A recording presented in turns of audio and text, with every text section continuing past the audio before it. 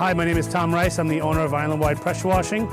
Today we're on a job in Comac. We're washing and cleaning all the patio pavers and the driveway and also the house.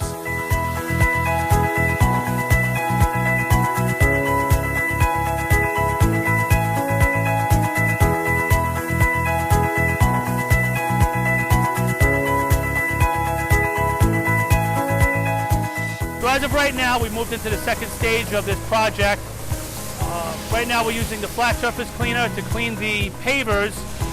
What the flat surface cleaner does, it runs at a high RPM and it's able to really get in between the cracks and the grooves of the pavers and really clean it at a high pressure.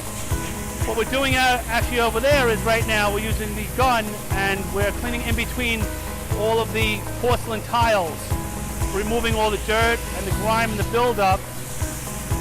And later on, what we're going to do is we're going to come back and we're going to be using a polymeric sand, which is called super sand, and it basically binds similar to concrete, and it prevents weeds, moss, and mildew to grow in between the cracks of the bricks and the pavers.